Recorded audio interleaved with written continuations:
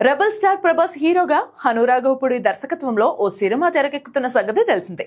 తాజాగా ప్రభాస్ బర్త్డే సందర్భంగా ఈ మూవీ టైటిల్ అనౌన్స్ చేశారు. ముందు నుంచి ప్రచారంలోనే ఉన్న టైటిల్ లోనే ఫిక్స్ చేస్తూ ఫౌజీ పోస్టర్ రిలీజ్ చేశారు మేకర్స్. మన చరిత్రలో దాగి ఉన్న అధ్యాయాల నుండి ఒక సైనికుడి ధైర్య కథను ఫౌజీలో చూపిస్తామని దర్శకుడు హనురాఘవపూడి చెప్పారు.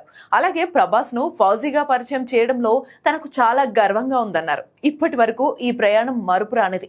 ఫౌజీ నుంచి ఈ జర్నీ మరింత పెద్దదిగా ఉంటుందని హామీ ఇస్తున్నా అంటూ హను పోస్ట్ చేశారు. అంతేకాదు, ఈ కథను పురాణాలతో లింక్ చేస్తూ పద్మవ్యూహాన్ని గెలిచిన అర్జునుడు, పాండవుల కోసం పోరాడే కర్ణుడు, గురువు లేని ఏకలవ్యుడు, అలాగే అతను పుట్టుకతోనే ఒక యోధుడు అంటూ ఒక్కసారిగా సినిమా మీద ఉన్న అంచనాలను రెట్టింపు చేసేశారు.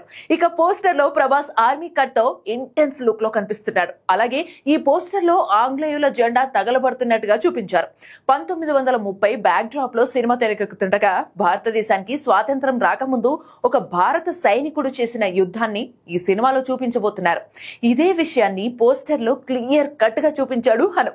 దీంతో సినిమాపై ఒక్కసారిగా అంచనాలు పెరిగిపోయాయి. ఖచ్చితంగా ఫౌజీ ప్రభాస్ కెరీర్ లో మరో మైలురాయిగా నిలిచిపోతుందని రెబల్ స్టార్ ఫ్యాన్స్ భావిస్తున్నారు.